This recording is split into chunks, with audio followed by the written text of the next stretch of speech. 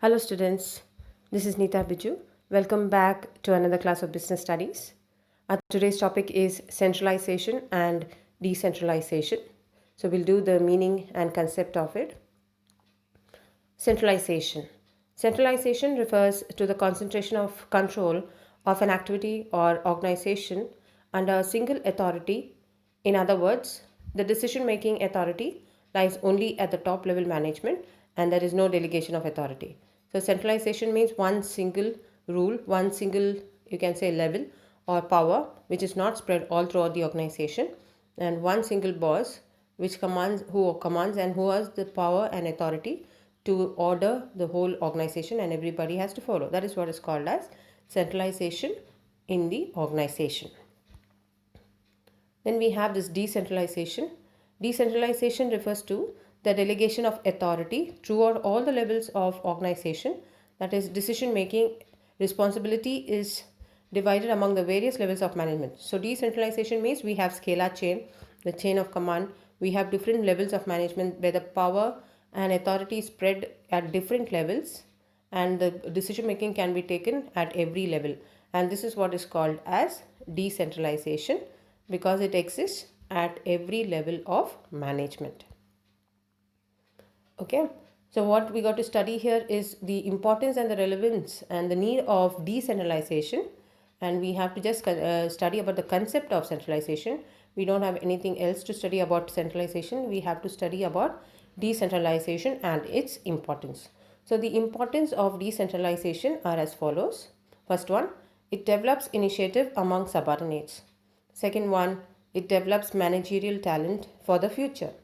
The third one, quick decision making. The fourth one, relief to the top management. The fifth one, facilitates growth. And the sixth one, better control. So these are the benefits, or you can say relevance or importance of decentralization. We'll do that one by one. The first one, it develops initiative among subordinates. So decentralization helps to promote self-confidence amongst the subordinates. They have the freedom to take their own decisions. So decentralization helps the subordinates to become future leaders. Yes, decentralization means delegation of authority and power to the subordinates. So superior will delegate the authority and power to the subordinates. So this will give them self-confidence. This will give them more opportunities for growth and development. So this is what they can become the future leaders. They can take the lead. They can take the initiative. They can be creative. So this is what is one very important point of benefit or importance of decentralization.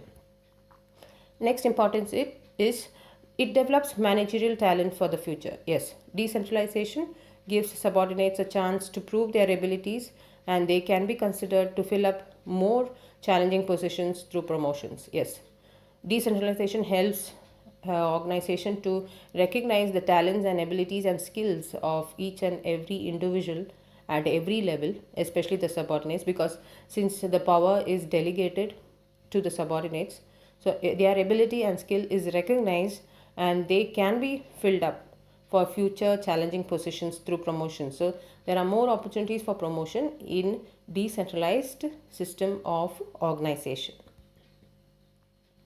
Then we have quick decision making.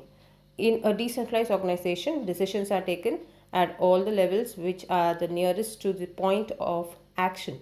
Therefore, this process is much faster. Thus, it is possible to take quick decision and prompt action. So, quick decision making means what happens is when we have centralized organization, decision making and the spread of information is little bit slow. But when it is decentralization, you have or at all the levels power and authority to take decisions. So it's going to be faster and it is taken at the level closest to the point of action. Therefore, this process becomes faster and thus it is possible to make very fast, quick decisions and very fastly act upon it. Next one is relief to the top management. So decentralization means somewhat like you're passing on the authority at every level and different positions. So decentralization has the top level management to devote their time to more important activities as the routine activities are delegated to the subordinates. This gives relief to the top level management. The top level management burden is less because core activities are taken care of top management, and the routine activities and day to day activities, or we can say less important activities, are taken care by the subordinates at different levels, and therefore the top level management has less burden and less, you can say, stress. Next point of relevance is facilitates growth. So decentralization allows the divisional or departmental heads to function in a best possible manner. This develops a sense of competition amongst the various departments, which in turn will increase the productivity and earn more returns and help in the growth and expansion of the organization. So it facilitates growth because decentralization allows all the divisional heads to be creative, to function independently, to come out with their ideas, and to develop themselves in a way, however they are feeling right.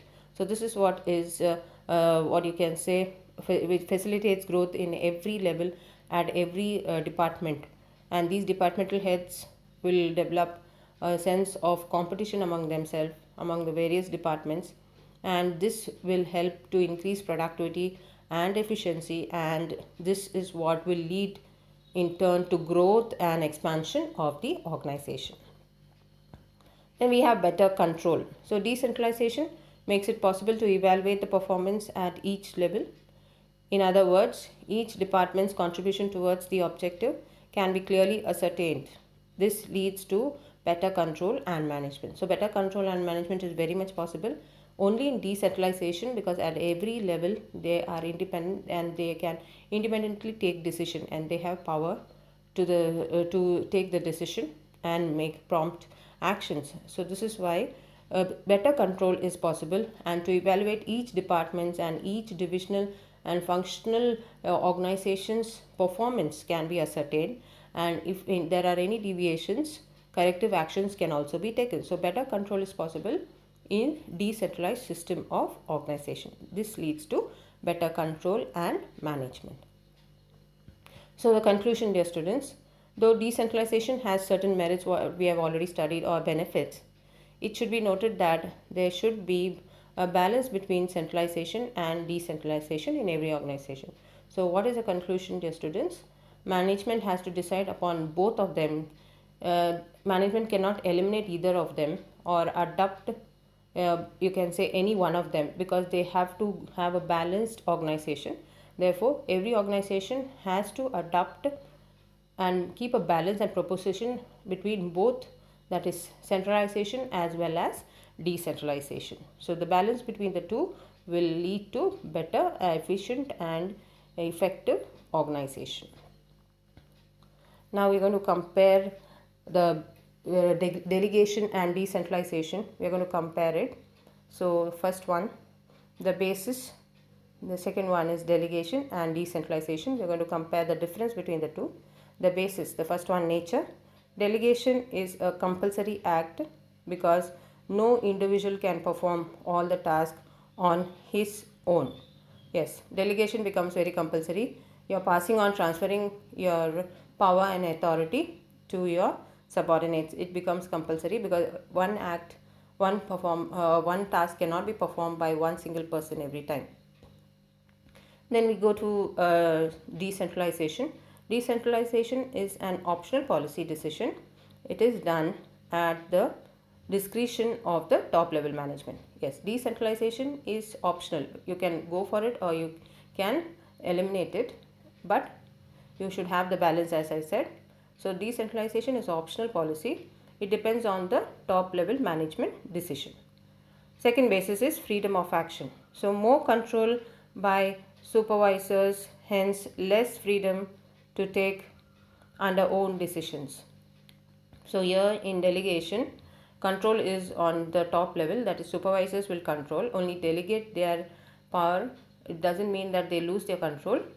They still have their control over the subordinates. So more control is by the superiors, and therefore there is less freedom for the subordinates to take any decision. But in decentralization, less control is there over the executives or subordinates, hence greater freedom is there of action or decision making. So in delegation there is no much freedom in decision making or in initiative, but in decentralization there is less control. Since there is less control from the top level management, greater freedom of action is possible. Then the third basis is status. So under delegation, it is a process followed and to share the task. It is a process followed to share the task. So this is delegation, so that there is no much stress, there is no much burden on one level or on one person's shoulders. But decentralization, it is the result of the policy decision of the top level management. Yes, this is again, if at all you have framed a plan or policy or program which is suitable for decentralization, then you have to go for it. Next one is scope.